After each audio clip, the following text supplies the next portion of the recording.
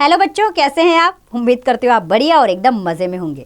तो आइए आज एक कहानी पढ़ेंगे जिसका नाम है बुद्धि बल। तो बच्चों, हमारी कहानी यूँ शुरू होती है कि एक दिन मगध राज्य का राजा नंद अकेला शिकार खेलने गया। जंगल में घुसते ही उसे एक सुंदर मृग भागता हुआ दिखाई दिया। मृग यानी कि हिरन। तो जैसे ही वो जंगल में घुसा, एक हिरन उसे भागता हुआ नजर आया। राजा का पहला तीर ही निशाने पर लगा। तीर लगते ही मृग लहराता हुआ गिर पड़ा।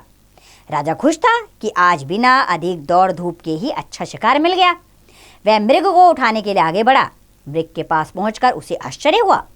उसने देखा कि मृग के शरीर में एक के बदले 2 तीर धंसे हुए थे।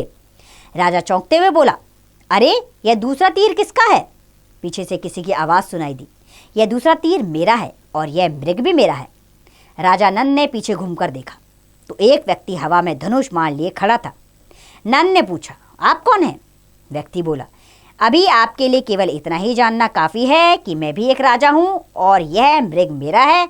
इसे पहले मेरा तीर लगा है। राजा नंद ने अपने तीर की ओर संकेत करते हुए कहा, इसे पहले मैंने तीर मारा है, अतः यह शिकार मेरा है। पड़ोसी राजा ने कहा, हो सकता है कि दोनों के तीर इसे एक साथ लगे हों, लेकिन उस हालत में भी यह मृग मेरा है, क्योंकि इसे पहले मैंने देखा है। मैं 2 घंटे से इसका पीछा कर रहा हूँ, अतः यह मेरा है।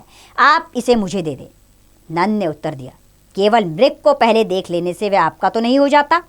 इसे पहले उठाया तो मैंने है, अतः यह मृग मेरा है। इसे मैं आपको नहीं दे सकता। पड़ोसी राजा ने कहा, आज आप भले ही मेरे मृग को ले जाओ, किंतु याद रखना कि एक दिन इसके बदले आपको अपना राज्य भी मुझे देना पड़ेगा। तुम्हारी चुनौती अर्थात जो तुमने मुझे चुनौती दी है, मैं उसे स्वीकार करता हूँ। चैलेंज। यह कहकर राजा नंद ने मृग को घोड़े पर डाला और मगध लौट आए। पड़ोसी राजा ने महल पहुंचते ही सभा बुलवाई। सभी मंत्रियों को उसमें विशेष रूप से आने के लिए कहा गया। जब सब आ गए तो राजा बोले, मेरे प्रिय मंत्रियों, आज जंगल में शिकार खेलते समय राजा नंद ने मेरा अपमान किया है, अर्थात मुझे अपमानित किया है। अब आप बताइए कि हमें आगे क्या करना चाहिए? सेनापति ने जोश में भरकर कहा। जोश यानी उत्साह में आकर। हमें तुरंत मगध पर चढ़ाई कर देनी चाहिए। बाकी वीर भी अपनी अपनी तलवारें निकाल कर बोले, हम आपके अपमान का बदला खून से लेंगे। हम आपके लिए लड़ने मरने को तैयार हैं। बूढ़े गृह मंत्री ने खड़े होकर कहा, मेरे जवान साथियों, इतनी जल्दी जोश में आना ठीक नहीं है। जोश के साथ होश का होना भी जरूरी है। बिना सोचे समझे शत्रु पर आक्रमण करना। शत्रु यानी कि हमारा शत्रु जो हमारे विचार से विपरीत है। आक्रमण यानी कि हमला करना। उसने कहा, बिना सोचे समझे शत्रु पर आक्रमण करना सही नहीं है। मेरे विचार में पहले हमें शत्रु के बल और बुद्धि की पूरी परीक्षा प्राप्त कर लेनी चाहिए। बल यानी उसकी ताकत और बुद्धि यानी उसके विचारों की, कि वो दिमाग से कितना शक्तिशाली है। राजा ने भी गृह मंत्री की हाँ में हाँ मिलाते हुए कहा, आप ठीक कहते हैं। पहले हमें मगध के राजा के बल के साथ साथ उनकी बुद्धि का भी पूरा अनुमान लगा लेना चाहिए। फिर उसी के अनुसार हमें आक्रमण की तैयारी करनी चाहिए। शत्रु के बल का तो हमें बहुत कुछ अनुमान है, किंतु बुद्धि का अनुमान कैसे लगाया जाए, ये बात मैं आपसे ही पूछता हूँ। गृह मंत्री ने कहा, महाराज, इसके लिए हमें शत्रु की बुद्धि परीक्षा लेनी होगी। मैं कल ही एक ऐसा कठिन प्रश्न राजा नंद की सभा में भिजवाऊंगा जिसका उत्तर केवल बहुत बुद्धिमान लोग ही दे सकते हैं। यदि राजा नंद और मगध राज्य के लोगों में से कोई बहुत बुद्धिमान होगा, तभी हमारे प्रश्न का ठीक उत्तर हमें मिल सकेगा, अन्यथा नहीं। राजा नंद के पास पड़ोसी राजा का पत्र और प्रश्न पहुंच गया। प्रश्न को पढ़कर राजा ने उसी समय एक विशेष सभा बुलाई।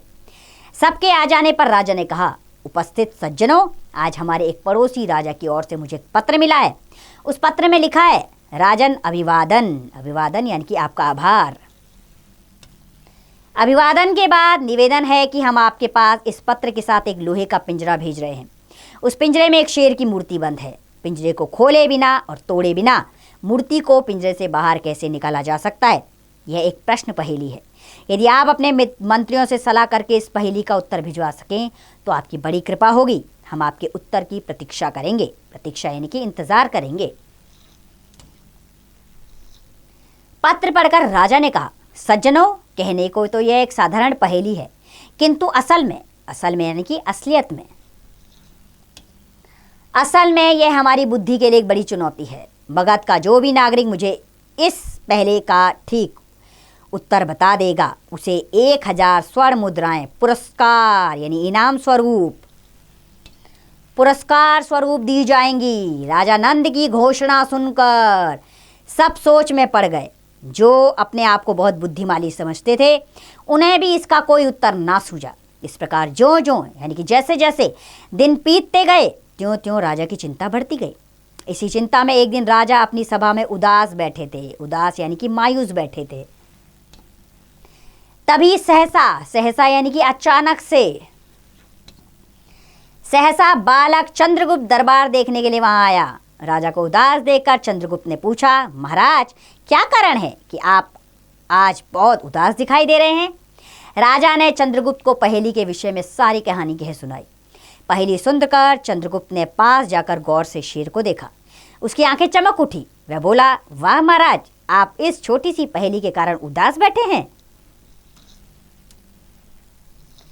यदि आप मुझे आज्ञा दें, आज्ञा यानी कि अनुमति, यदि आप मुझे आज्ञा दें तो मैं मिनटों में शेर का पिंजरा खोले बिना इसे बाहर निकाल कर दिखा सकता हूं। चंद्रगुप्त की बात सुनकर राजा की आंखें खुशी से चमकने लगी। उन्होंने चंद्रगुप्त को गले से लगा लिया और कहा, अच्छा बेटा, जल्दी करो, इस शेर को किसी उपाय से पिंजरा खोले बिना बाहर निकाल दो।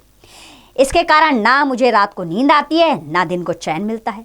मुझे आभास ना था कि जिस पहेली का उत्तर राज्य के बड़े बड़े मंत्री और विद्वान यानी बुद्धिमान व्यक्ति विद्वान भी नहीं दे पाए, उसे यह नन्हा सा बालक चुटकियों में हल कर दिखाएगा।